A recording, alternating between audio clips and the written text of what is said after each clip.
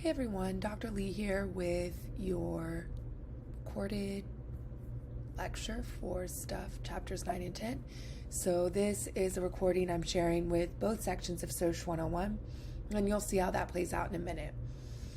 All right, so I'm going to do some housekeeping, then I'll do a sort of briefer overview of Chapter 9 just because we have covered some of that material before. Then I'll go over Chapter 10. I'll have your exit pass links and some reminders. All right, grading. So I'm still getting caught up. I will 100% be fully caught up with all grading, including your group presentations by break. So be on the lookout for changes on Moodle. Concept map follow-up. I know there was some issues where students were having trouble finding the link to submit your concept map on Moodle. It's at the very bottom of the Moodle page, so make sure you scroll all the way down. If you emailed me your assignment, that's totally fine, but I am asking over the next week or so that you upload your final assignment to Moodle because my fear is that your assignment will get lost in my email inbox and I will accidentally not grade it. So just be on the lookout for emails from me on an individual basis if that pertains to you. All right, after Thanksgiving break, things will get back to quote unquote normal and I will not be traveling again. So we'll really be focusing on grade checks, making sure you know where you stand in SOC 101 going into the final exam. We'll be doing preparation for that test, and we'll be meeting in person pretty regularly. I can't think of any exceptions off the top of my head. In the next couple of days, I'll be emailing classes with your final exam study guide, which will also be on Moodle. I've discussed this in both classes in person, but just as a reminder, the exam will be the same setup as last time. It'll be on Moodle, multiple choice, true, false, maybe some short responses. But it will be completely virtual, which means you can take the exam anywhere where you have reliable Wi-Fi, and you will be able to use your study guide notes. Because there's such quick turnaround between your final exam and when my final grades are due, I can't allow rewrites. So I thought this was a way to ensure that folks who are really studying and preparing and doing their study guide will still have an advantage when they do the final exam. And then finally, everyone in both of my classes has done a really amazing job of touching base with me, emailing me, and following up about stuff throughout my travels. So I just want to extend a thank you to everyone. I really appreciate that. Everyone's been so flexible. And in fact, at one of my sessions at this conference, we were talking about teaching and having empathy for your students, which is something I really learned from the pandemic, that we all need to be kinder to ourselves and to each other. And we need to understand, people are still getting sick more. Things are not completely back to normal as things have settled down a little bit in a post-pandemic world. And so we have to be kind and understanding to each other. And I try to extend that to my students. I really feel like you all have felt that and have returned that empathy as I've traveled and been a little bit slower to respond to emails and follow through on some of the assignments that you've had due, mainly the concept map. So thank you very much. I'll continue following up with folks. And if you do have any questions, definitely email me. I'll be available over Thanksgiving break to meet virtually via Zoom. We will get everything taken care of. So know that I also have empathy. All right, Chapter 9 review. So this is about technology and social networks. I think this is something that inevitably gets weaved into other chapters early on in the semester because we live in a very virtual online world, right? Social media is a part of our everyday lives. Even especially with the pandemic, we learned a lot about Zoom and other technology forms. And so we continue to weave those into our educational experiences, even as we are more and more going back to face-to-face interactions. And then, of course, in the Bad and McGee book about Beyonce, there's a lot of material about technology and social networks and the ways in which famous people, but especially musicians like Beyonce, are able to connect with their fan base and that sort of thing, and sort of brand themselves and market themselves in new ways because of access to social media. So as you read chapter 9 and you're learning those terms and definitions, make sure you're thinking critically and applying those things to the Beyonce book. And then one of the overarching themes, those three main overarching themes from the Stuff textbook that the authors really highlight in chapter 9 is material and culture. And I know this was an overarching analysis folks struggled with on the midterms, so I really wanted to bring this up in the review of chapter 9. So we can think about the material stuff that is part of technology. So these are like the physical things, your computer, your phone, your tablet, the various machines that are technology. But there's also cultural components involved as well, right? Just because you have those physical material things that are technology material goods in our society, it doesn't necessarily mean you know how to use them, right?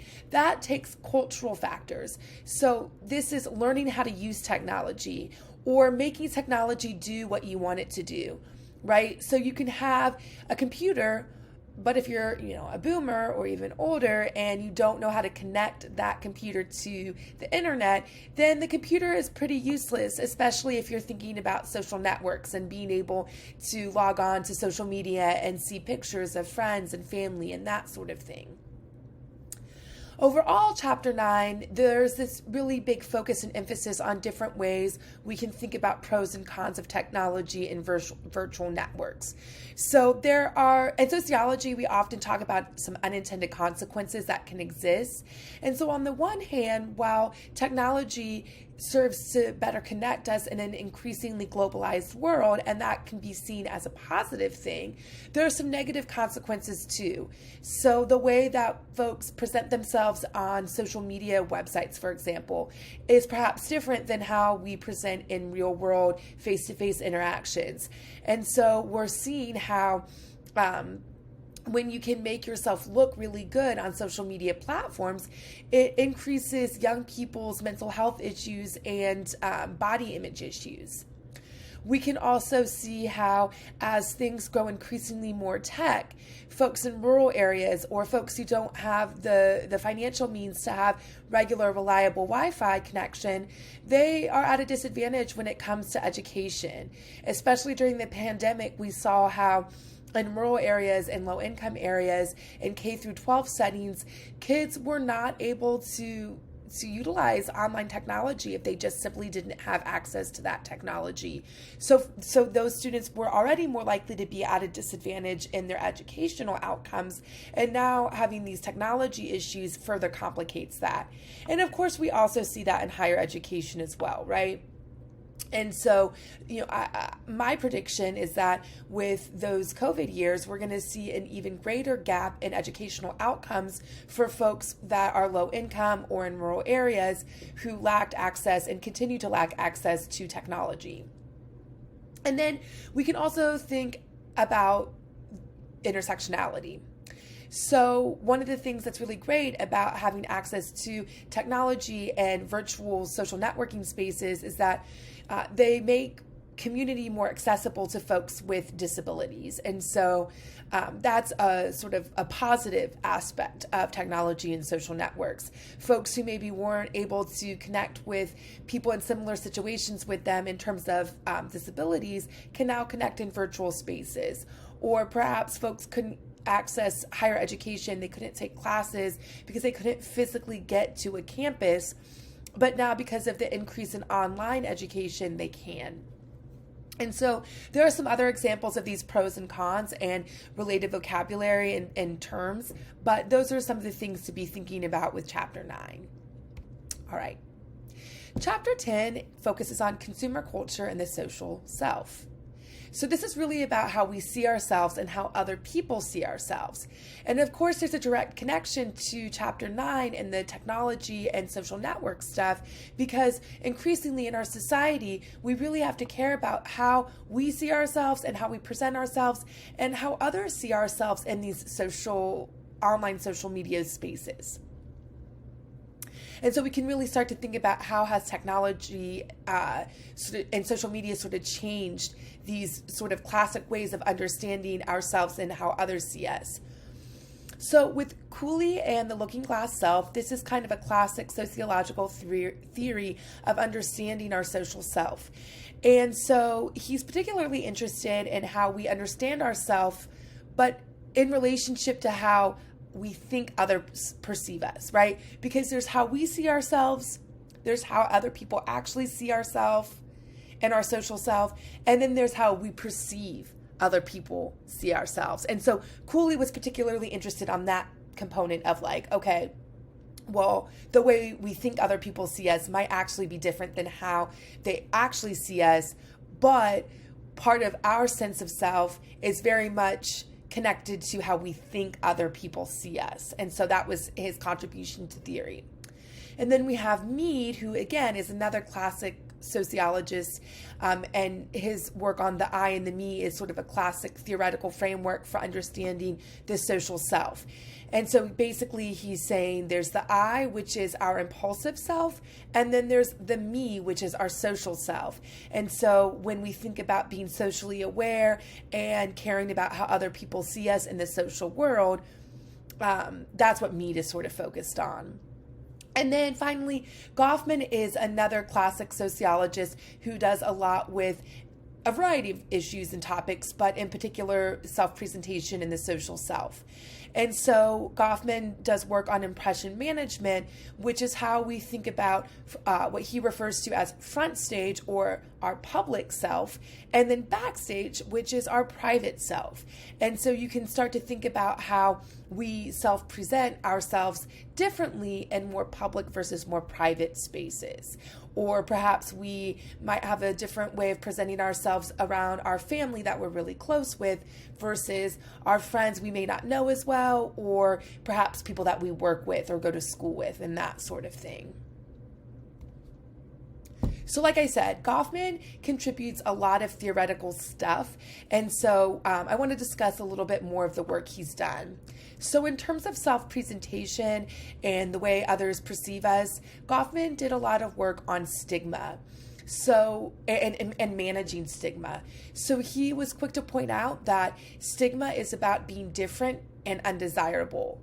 And of course, he's taking a sociological spin on this and saying that stigma is socially constructed. So within all societies and culture, there are going to be different aspects of identity that are stigmatized, but those stigmas are socially constructed and can vary in different societies, different cultures, and they vary over time and place.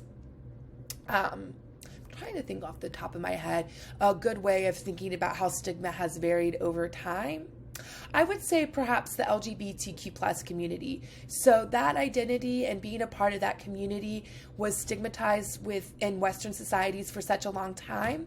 But over time, and also depending on where in the United States you live, being part of the LGBTQ plus community has become destigmatized. So, living in urban space, it's going to be less stigmatized than if you live in a rural area or if you live in the Bible Belt, right?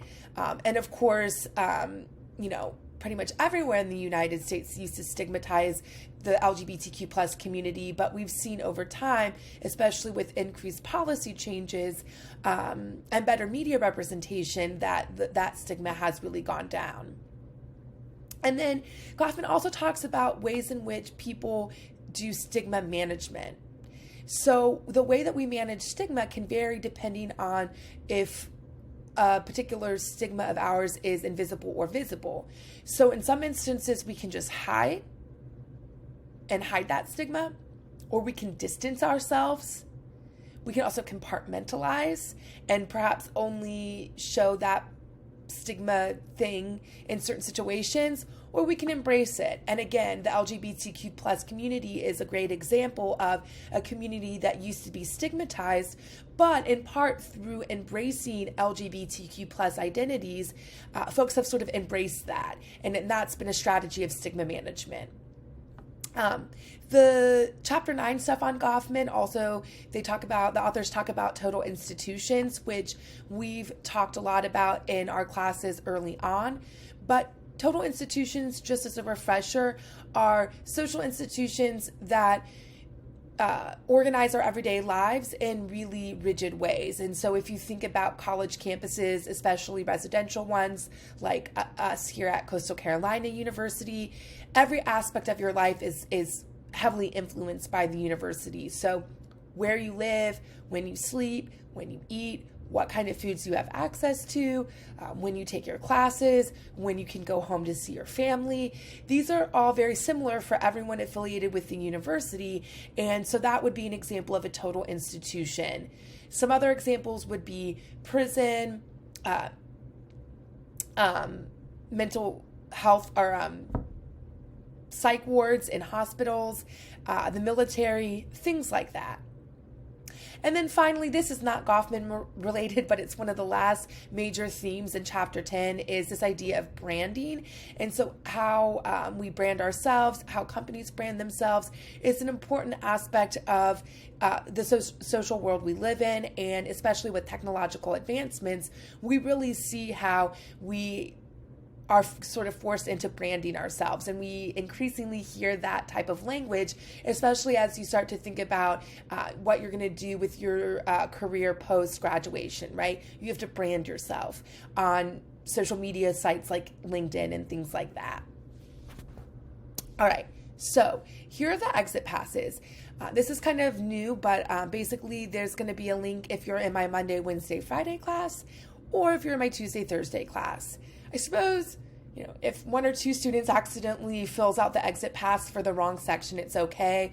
But because Monday, Wednesday, Friday students are at 50 minutes and Tuesday, Thursday students are at an hour and 15, we are at slightly different places in the semester. So please do try to click on the correct link, just because that kind of changes the dynamics of the feedback that I get. Reminders. Do the exit pass. I know sometimes when we're meeting virtually and doing virtual alternatives, students forget to do that. So be sure to do that over the next couple of days.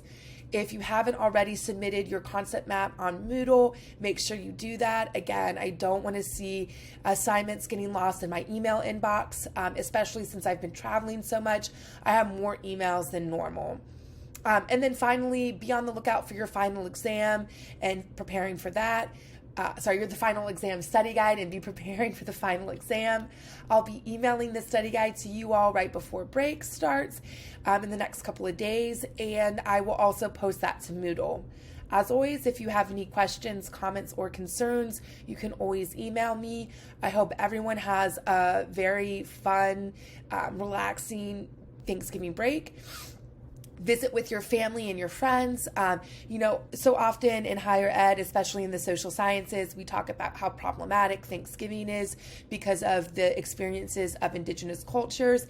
And while I certainly support those conversations, I also support students being able to be thankful for the education they're getting, the friendships they have, the college experience they're having, and their families.